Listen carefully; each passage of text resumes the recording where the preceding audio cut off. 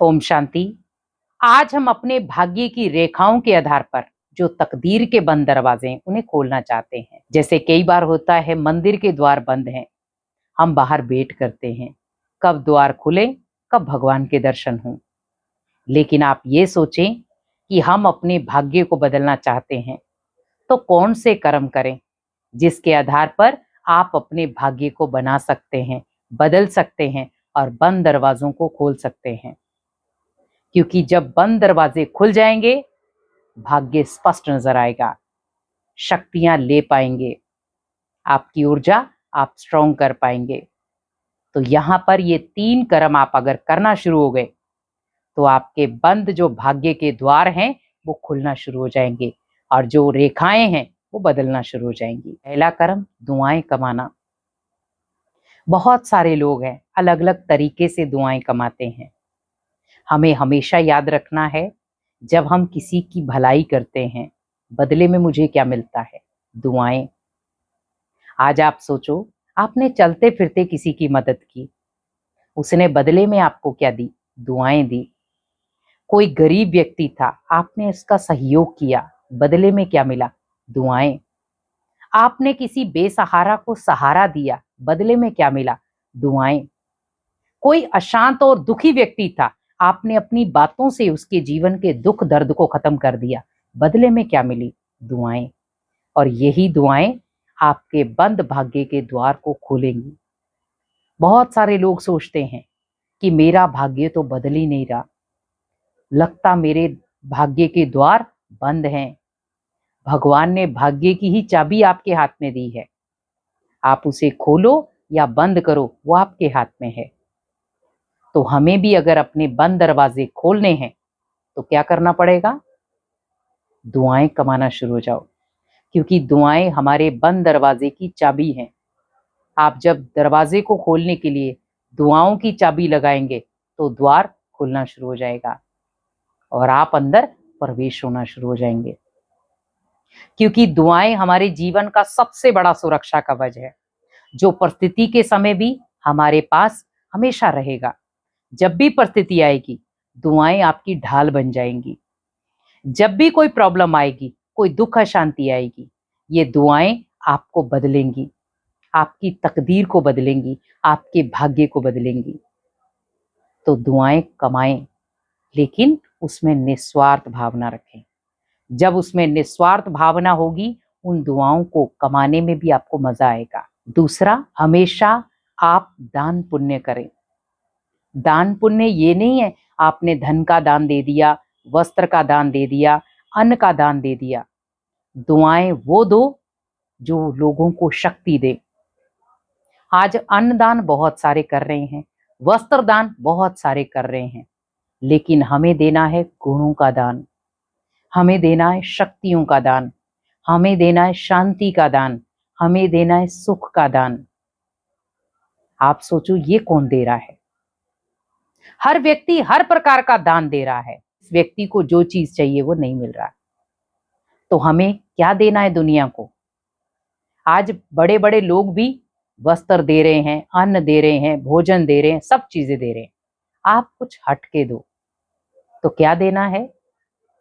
आपके पास मन की ऐसी स्ट्रॉन्ग पावर हो जिससे आप उन आत्माओं को क्या करो? शांति का दान दो। कि जित जीवन में कितनी भी संसार में जो भी आत्मा इस समय दुखी हैं, अशांत हैं, परेशान है, उनको आप संकल्प भेजो कि उन सभी आत्माओं को शांति का दान दे रहा हूं। भगवान एक एक आत्मा को शांति का दान दे रहा है। भगवान के ब्लेसिंग वाला हाथ उनके सिर पर है और भगवान उन्हें अपने गले से लगा रहा है, तो वो सारे दुख दर्द भूल गए। ये है दान। उन्हें दो खुशी का दान। जो उनके चेहरे मुरझाए हुए हैं, आप उनके चेहरों पर खुशी लेकर आओ, तो वो जब मुस्कुराना सीख जाएंगे तो बदले में आपके जीवन में भी खुशियां आना शुरू हो जाएंगी। तो क्या होगा? बंद द्वार खुल जाएंगे भाग्य के। क्या किया उसमें? आपका धन लगा, तन लगा? नहीं, ओनली मन लगा। क्योंकि हमने गायन क्या किया? तन मन धन सब तेरा। तन भी दिया, मन भी दिया, धन भी दिया। आज हम तन भी दे रहे हैं, धन भी दे रहे हैं, पर मन नहीं दे रहे, क्योंकि मन लग ही नहीं रहा। आज भले हम धार्मिक स्थल में भी बैठे हैं, तो भी मन अशांत है, तो भी मन बहुत सारी बातों में घिरा हुआ है। क्यों? क्योंकि मन में इतनी सारी अशांति पैदा हो गई कि हम चाहते हुए भी उसे शांत नहीं कर पा रहे। तो मन को शांत करने के लिए क्या करना पड़ेगा? मन को एकाग्र, शक्तिशाली बनाना पड़ेगा। तो आप उन आत्माओं को शक्तिशाली बनाना शुरू हो जाए और भगवान आपको शक्तिशाली बनाना शुरू हो जाएगा। तो दान क्या करना है? अन्नदान, वस्त्र दान तो पूरी दुनिया कर रही है। आपको दान क्या करना है? खुशी का दान, गुणों का दान, शक्तियों का दान, प्यार का दान, रहम का दान, सद्भावना का दान। क्योंकि ये दान दुनिया में कोई नहीं दे रहा, और वो दान आप देना शुरू हो जाओ। तो जब आप देना शुरू हो जाएंगे, बदले में वही दान आपको लौटकर खुशी, शक्ति देगा, और आपके जो बंद द्वार हैं भाग्य के, वो खुलना शुरू हो जाएंगे। क्योंकि ये सबसे बड़ी चाबी है। और सबसे लास्ट तीसरी चीज है खुशियां। क्योंकि जब हम भगवान के हाथ में अपना हाथ देते हैं, तो भाग्य के बंद द्वार हमारे वैसे ही खुल जाएंगे। तो भगवान के हाथ में हाथ कब देंगे हम? जब हमारे संकल्प खुशनुमा और पॉजिटिव होंगे। क्योंकि जब हमारे अंदर बहुत सारे नेगेटिव संकल्प चल रहे हैं और उस समय सोचा जाए कि भगवान का हाथ हम थाम ले, क्या थाम सकते हैं? आज आप देखें, जब आप दुखी होते हो, अशांत होते हो, आप उस समय थोड़ा बहुत भगवान को याद करते हो। लेकिन जब आप सुखी होते तो किसको याद करते हो आप? इंसानों को। लेकिन आप सोचो, हमने ओनली दुख में सिमरण किया है उसका, सुख में नहीं। अगर हम सुख में उसे याद कर लेते तो दुख जीवन में आता ही नहीं।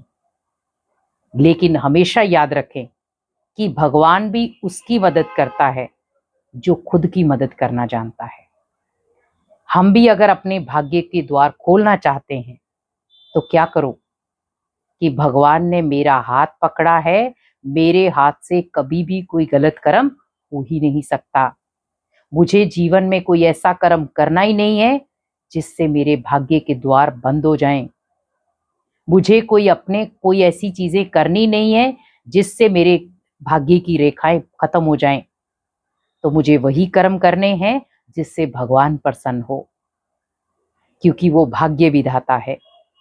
भाग्य लिखता है, लेकिन वो कलम आपको देता है कि बच्चे, इस कलम से आप अपने भाग्य की रेखाएं जितनी लंबी खींचना चाहते हो खींच लो। भाग्य के द्वार भी तब खुलेंगे जब आप दूसरों को इन 3 शक्तियों से सजा दोगे। तो जब ये 3 शक्तियां आपके भाग्य को उज्जवल बनाएंगी, तो आपके भाग्य की रेखाएं भी बदलेंगी और आपके जो बंद द्वार है भाग्य के, वो भी खुलना शुरू हो जाएंगे। ओम शांति।